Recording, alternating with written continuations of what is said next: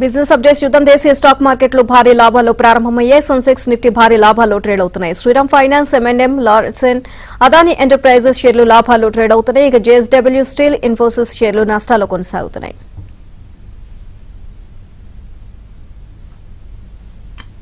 ఈ రోజు మార్కెట్స్ పై వారి విశ్లేషణ తెలియజేసేందుకు బిజినెస్ అనలిస్ట్ వివేక ప్రసాద్ గారు లైవ్ లో సిద్ధంగా ఉన్నారు. Good morning sir.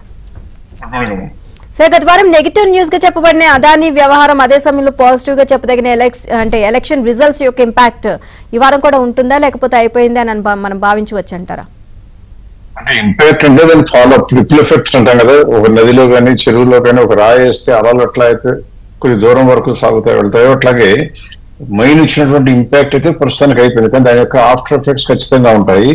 పైగా మనం దీని యొక్క బ్యాక్గ్రౌండ్ కనుక ఆలోచించినట్లయితే ఈ రిజల్ట్స్ రాకముందు, ఎలక్షన్ రిజల్ట్స్ రాకముందు, లేకపోతే అదానీ వ్యవహారం బయటికి రాకముందు మార్కెట్ తీవ్రంగా ఒడిదుడుకి లోనవుతూ బాగా తగ్గొచ్చింది. FIS అందరూ అమ్మేస్తున్నారు, అందరూ భయపడటం, కొద్దిగా గొప్ప మార్జిన్ ట్రేడింగ్ లో ఉన్న కాల్స్ కూడా ఆటోమేటిక్ ట్రిగ్గర్ అవడంతో బాగా కరెక్షన్ అయింది. అప్పుడు మనం ఇప్పుడు కూడా చెప్పుకుంటూ వస్తున్నాం, మార్కెట్ లో రీజన్ లేకుండా కరెక్షన్ వచ్చింది ఒకటి. రెండవది, కరెక్షన్ వచ్చింది ఎప్పుడు కూడా మంచిదే. ఎందుకంటే ఫౌండేషన్ స్ట్రాంగ్ గా ఉన్నప్పుడు బాగా నొక్కి పెడితే అంత ఉవ్వెత్తున ఎగిరిపడే అవకాశం ఉంటుంది. కాబట్టి 10% కరెక్షన్ వచ్చిందంటే మంచి అవకాశం కింద చెప్పడం జరిగింది. అలాగే దాని మార్కెట్ లో ప్రతిఫలిస్తుంది తప్పితే కొత్తగా ఏమైనా వచ్చిందంటే ఏం లేదు. నెగిటివ్ న్యూస్ ఏమీ లేవని తెలిసింది. ఇంకా రావాల్సిన పాజిటివ్ న్యూస్ చాలా ఉంటాయి నుంచి. ఎప్పుడు కూడా కేంద్ర ప్రభుత్వానికి కొద్దిగా గొప్ప సంఖ్యలు వేసేటువంటి పరిణామం ఏంటంటే, ఎలక్షన్లు జరుగుతుంటే వాళ్ళు మేజర్ అనౌన్స్మెంట్ చేయడానికి వీలవదు, క్యాపిటల్ ఎక్స్పెండిచర్ అనౌన్స్ చేయడానికి.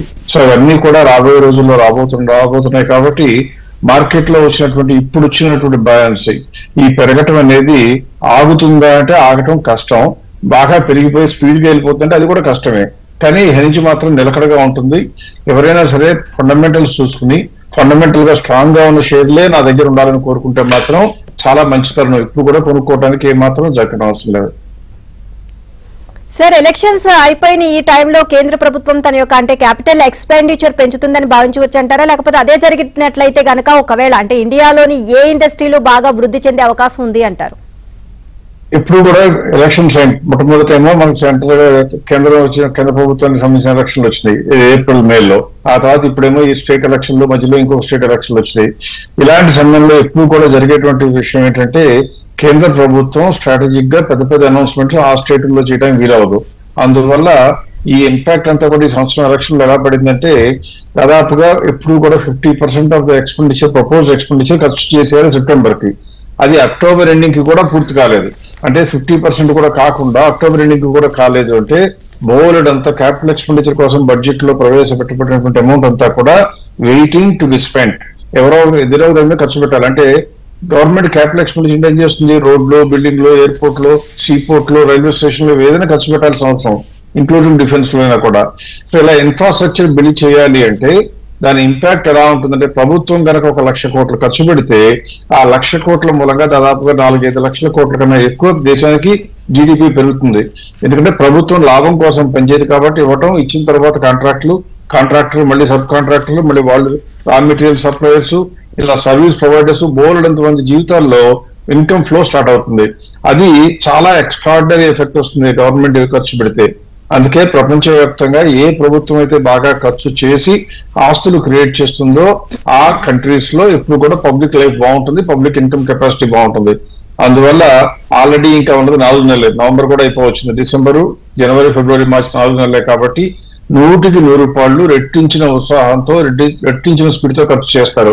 ఇలా ప్రభుత్వం ఖర్చు చేయడం మొదలు పెడితే ఆటోమేటిక్ గా అందరి బ్యాంక్ అకౌంట్ లో డబ్బులు పడతా ఉంటాయి. కాబట్టి అంటే సప్లయర్స్ కి పడతా ఉంటాయి. కాబట్టి ఎకనామిక్ యాక్టివిటీ పుంజుకోక తప్పదు.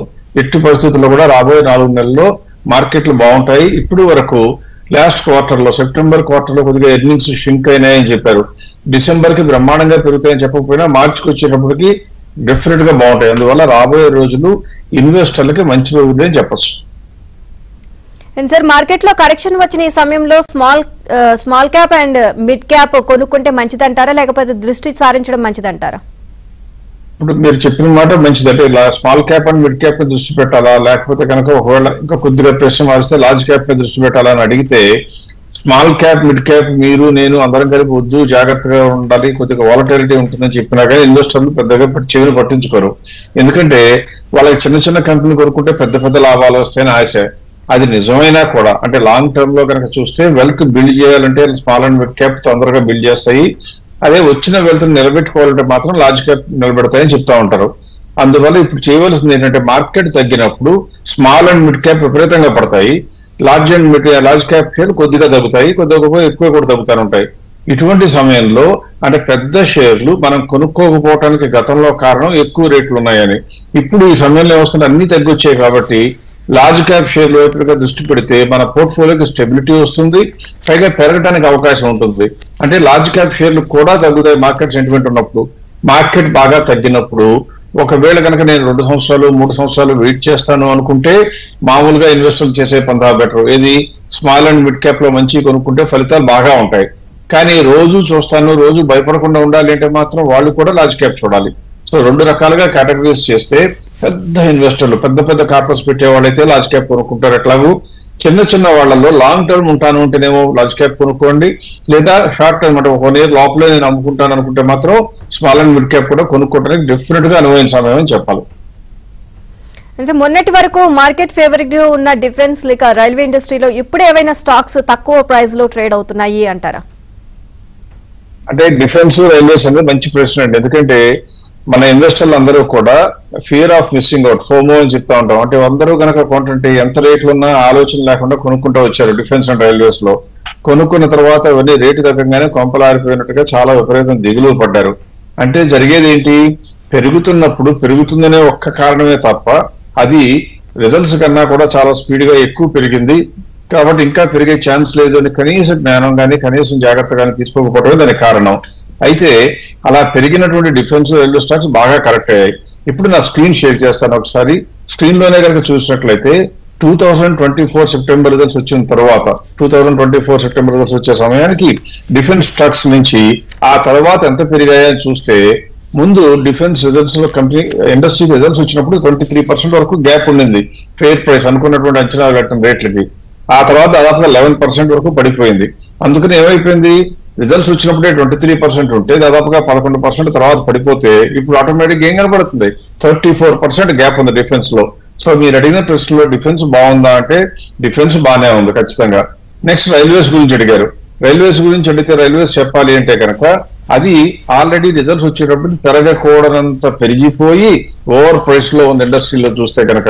అంటే అంత పెరగకూడదు కాబట్టి కొనొచ్చా కొనకూడదు ఆ సమయంలో, కానీ కొనాలి వేరే సంగతి. అప్పటి నుంచి ఎంత తగ్గింది, దాదాపుగా 15% పడింది. పడటంతో ఇప్పుడు ఏమన్నా బాగా అందుబాటులోకి వచ్చిందంటే లేదు, ఇప్పుడు కూడా 8.7% గ్యాప్ ఉంది. కాబట్టి అందులో కూడా రైల్వేస్ లో పెద్దగా స్టాక్స్ ఉన్నాయని చెప్పలేము. నేనేం చేస్తానంటే డిఫెన్స్ లో కొద్దిగా ఫాస్ట్ గా చెప్పేస్తాను, వాళ్ళకి కావాల్సిన అందరికీ కూడా కొనాలా వద్దా అనుకుంటారు కాబట్టి. డిఫెన్స్ లో ఉన్న భారత్ డయామాటిక్స్ చూస్తే కనుక ఇక్కడ గ్రోత్ అని ఉంది, 40% స్కోప్ ఉంది కాబట్టి కొనుక్కోవచ్చు. భారత్ ఎలక్ట్రానిక్స్ చూస్తే మాత్రం 26% గ్యాప్ ఉంది. మామూలుగా మా ప్రిన్సిపల్ ప్రకారం 30% గ్యాప్ ఉంటే కొనమటం కాబట్టి ఇది ఉంటే ఉంచుకోవాలి కానీ అది అక్కర్లేదు. భారత్ ఫోర్జ్ 35% గ్యాప్ ఉంది, కొనుక్కోవచ్చు. కొచ్చిన్ షిప్ యార్డ్ అయితే బ్రహ్మాండంగా 50% ఉంది. అన్ని ఎలక్షన్లు అయిపోయాయి కాబట్టి ఖచ్చితంగా కొనుక్కోవచ్చు. హిందుస్థాన్ ఏరోనాటిక్స్ 38.57 అది కూడా కొనుక్కోవచ్చు. జేఎస్డబ్ల్యూ ఇన్ఫ్రాస్ట్రక్చర్ మాత్రం దాదాపుగా 35% ఉంది, కొత్త కంపెనీ లాగా అనమాట, అది కూడా కొనుక్కోవచ్చు. నెక్స్ట్ వచ్చేసి మెజగాన్ డాక్ చూస్తే కనుక 27%, ఇది మాత్రం ఇప్పుడు కొనుక్కోవడానికి అవసరం లేదు, కొనుక్కోకర్లేదు. సోలార్ ఇండస్ట్రీస్ చూస్తే 31%, ఇది కూడా కొనుక్కోవచ్చు. సో ఈ డిఫెన్స్ ఇండస్ట్రీస్ లో కూడా నేను కావాలని 25,000 కోట్ల కన్నా మార్కెట్ క్యాప్ ఎక్కువనే చెప్పాను. దానితో మీరు ఇందులో కొనుక్కుంటే ఇక్కడ నుంచి వచ్చే నష్టం బాగా తక్కువ ఉంటుంది. పెరగడానికి మాత్రం అవకాశం ఉంటుంది కానీ తగ్గడానికి అవకాశం తక్కువ ఉంటుందని చేస్తూ చెప్పడం జరిగింది. కావాలనే స్మాల్ అండ్ మిడ్ క్యాప్ షేర్లు ఈ రోజు చెప్పడం లేదు.